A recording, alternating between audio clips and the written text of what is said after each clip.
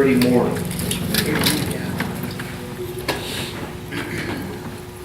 I don't know how you are, but when I get up and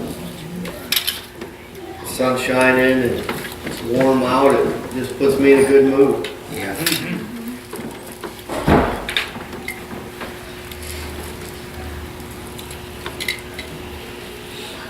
But you know, I was thinking while we were driving out here, I know that everyone's excited about potentially getting this other church. There's a lot of good things going on right now. It's all good works. It seems like not long ago we was all pretty down and out and brokenhearted about what we were going to do for church. And I look at where we're at now, and just a couple short years. And God is good. Amen. That's right. That's right. If we'll just leave it in His hands, I truly believe everything will be okay.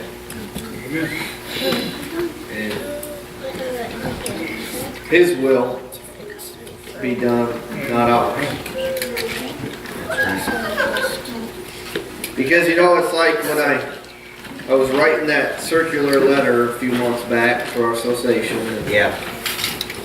I was thinking about my life and the pattern that I've seen in my 12 years or so of, I guess it's about 13 now, trying to serve God. And the pattern has repeated itself time and time again, and it seems like the lowest points in my life was when I've tried to do things my own way. Yeah. Yeah. Amen. And I've tried to lead God to what I thought was best. Yeah. And those are the times when I've been down in my deepest valley. And you know, the opposite of that, it seems like the good times and the highest points in my life are the times when I've been able to get myself out of the way and just let Him lead me. And I lay it in His hands. And it's so easy for me to forget that, even in simple things. And you know, it's like when Paul was writing in Romans and he was talking about Abraham, and he was talking about righteousness, and I believe it's in chapter 5 of Romans.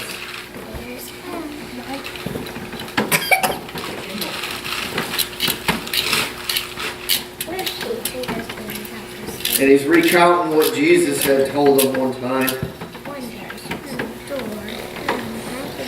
And he was talking about the fact that Abraham believed and it was counted unto him for righteousness. Amen.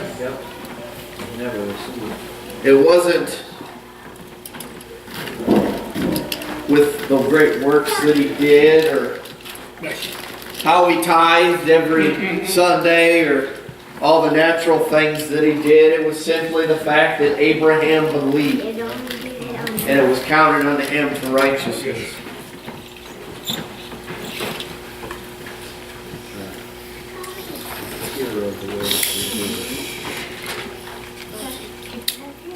And you know, there was a time when Jesus was speaking to his disciples, and he said some hard things to them. And he looked at him and he said, "For what is a man advantaged if he gain the whole world and lose himself or be cast away? For whosoever shall be ashamed of me and of my words, of him shall the Son of Man be ashamed." And he went on and he said, I tell you a truth, there be some standing here which shall not taste of death till they see the kingdom of God. And his disciples didn't understand what he was saying there. They were just starting to follow him. This was early on. And you know what it says? It came to pass that he took Peter and John and James and he went up into a mountain to pray. And the disciples there, they started getting sleepy and started to doze off. And it says that as Jesus prayed, the fashion of his countenance was altered. And his raiments began to turn white and to glisten like the noonday sun. And it says, behold, the disciples looked and they seen him speaking to two men. And one of them was Moses. And one of them was Elisha. And the disciples, and it's Peter that was recounting this. Listen, he couldn't understand or couldn't hear what they were saying, but he knew there was no doubt in his mind when he looked at him. He knew that Jesus was conversing with Moses and with Elisha there. Listen, and it came to pass that when Jesus came back to them there to where they were sleeping, Peter, he looked at him and said, Lord, let us build us 3 little altars. Listen, let us build 3 altars for you 3 there. Listen, and you know what? I love what happened there. Listen, and it said, while as he spake these words, listen, there came a cloud and overshadowed them there, and there came a voice ringing from that cloud, and it was the voice of God, and it said, this is my beloved Son, hear him, believe on him. Listen, I believe Peter was put in check right there. I didn't need 3 altars. I didn't need 3 tabernacles there. This is my Son. You build an altar to him, not for Moses. Moses was paving the way for Jesus. Listen, you know what? That's how the world is today.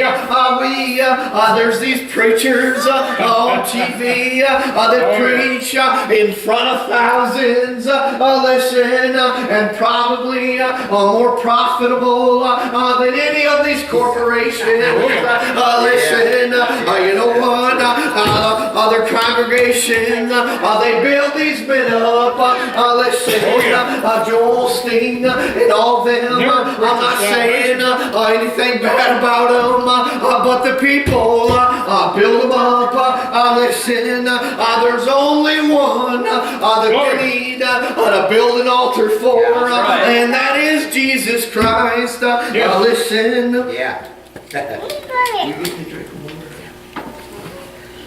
And you know,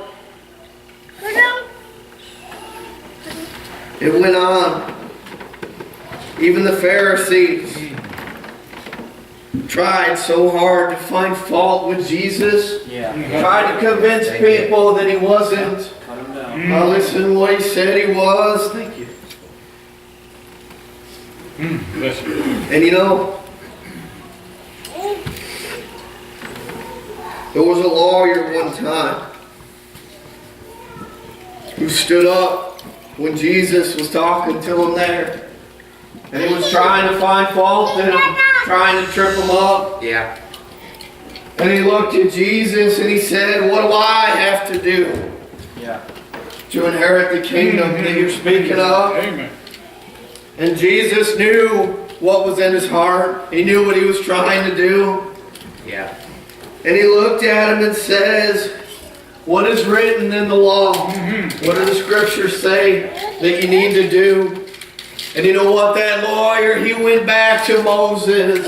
and what he wrote in those 10 commandments, and he said, I guess it says that I need to love the Lord with all my heart and soul, and then I need to treat my neighbor as myself, and to love him.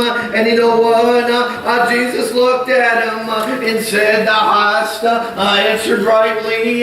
Just go and do that, and you'll be okay." But that lawyer wasn't done. Listen, he looked at him and said, "But who is my neighbor?" Listen, when I was 18 years old, listen, I'd worked down in a little machine shop. Listen, had just been walked out to the water, started trying to serve God. Listen, and me and Brandon, we worked down at 16 Mile. Listen, you know what? Just outside of the heart of Detroit, I worked with an awful lot of unsavory characters. Oh, yeah. Listen, and for a young teenage boy trying to serve God, listen, that was tough for me. There was a man who worked right next to me. Brandon, you remember, his name was Chris Branham. Listen, and he was a giant of a man, had a big beard, rode a Harley. Listen, and he claimed to be an atheist. Listen, and when he got wind that I'd been baptized, he started messing with me. Started poking me and prodding me. Listen, and I'll never forget. Listen, the one day I lost my temper with him, and I said some things that I regret to this day. Listen, and you know what? This man had a little 3-month-old baby. Just had it not long ago. Listen, had him a little family. And you know what? The last words I ever spoke to him, I spoke in anger because that next day at work, he didn't show up. Listen, and you know what? He didn't show up the next day either. And the plant manager come around to us and said, listen, I want to tell you that man Chris, just found out is in stage 4 cancer. Eat him up there. And within 1 month, he was dead and gone. I never seen him again. But I never thought that the last words I'd speak to him would be in anger, and that's something that I've lived with. People, we don't know. Listen, the last time you speak to someone, listen, but we need to be holding up my Lord at every opportunity we're given. Listen. Yeah. And you know, the next week at work, I used to make deliveries in our little truck there.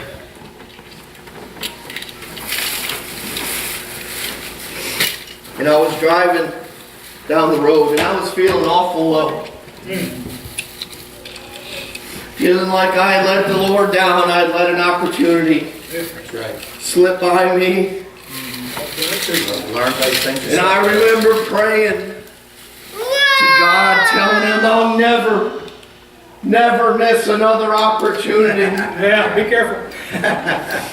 And you know, I was driving along, and I was watching an old man and his wife ride their little bicycles down John R., one of the busiest roads up there. Oh, yeah. And you know, I was just watching them, and I was thinking about that opportunity that I let slip by me. And I was watching them ride down the little sidewalk. That man, he lost control of his bike, and he spilled over into the road there, and I had to lock my brakes up. Listen, and I turned my truck sideways to keep from hitting him there. Listen, and I jumped out of that truck and I run up to him, and his wife was panicking. Listen, he had lost control. It was all banged up laying there, and she was screaming at me when I come running up, saying, help him, help him. You better believe that I remembered that promise that I made to my Lord just a few days ago. Listen, I got down and picked him up, and I dialed 911, and I sat with him and just talked with him there for a few minutes until I heard the ambulance coming. Listen, and you know what? They come out and they started working on him. Listen, and I just started walking back to my truck to leave and go back to work, and I heard his little voice holler at me. Listen, and I walked back over to him there, and he just looked at me and said, you must be a Christian. Thank you. We need to be about our Father's business. We don't know, listen, when those opportunities are going to come. That's right. Get on. That's right. Serve God. But I believe that my time at that little shop down there near Detroit, I learned an awful lot of lessons that have stuck with me over the years. And you better believe that I had me a good meeting on my way back to work. Thanking the Lord for that, just for that little witness. That's all it was. Mom. And you know, when that lawyer stood up and asked Jesus, well, who is my neighbor? He went into that little parable that everyone's heard about the Good Samaritan. About how there was a man traveling from Jerusalem down to Jericho, and he fell among thieves. And how they beat him, stripped him of his raiment, and left him for dead there on the side of the road. And there was a couple that had come by that actually passed over on the other side of the road just to avoid him. And there was a Samaritan man that come shortly after that seen him and had mercy on him. That picked him up and he bound his wounds. And he poured wine and precious ointment on him, and he bandaged him up there.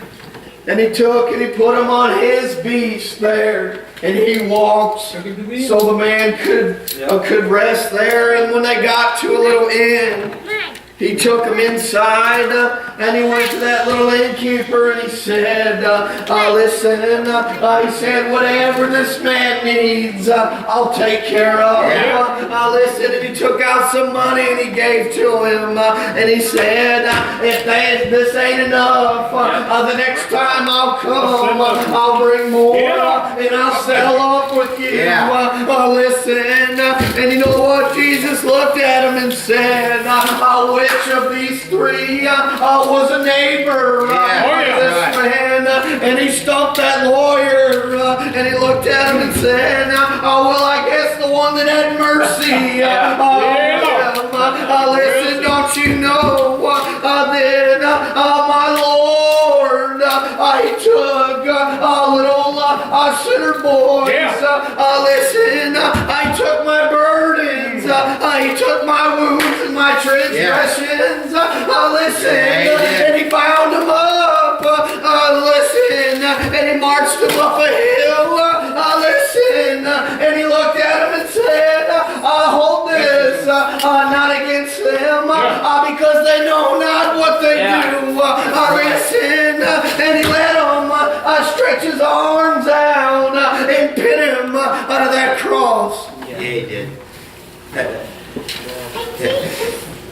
And you know what? I didn't deserve it. And I'm thankful that we serve a God of mercy as That's well. right. That's right. Because if I had gotten what I deserved, I wouldn't even be standing here. And we need to remember that. Troubles come. Heartaches come. But my Lord left us a comforter that we don't have to face them alone. Let's go ahead and get you the song, or we can have Brandon come, or whatever you want to do. Church door, we'll sing a song in your church door. And you know, When Jesus so many times they tried to trick and to stumble up Jesus. You can read there's on so many different occasions here where they tried that. And every time they tried to do it, Jesus' answer was one of love and mercy and forgiveness. The church doors are open. Is anyone here Sick and raise the dead. that feels like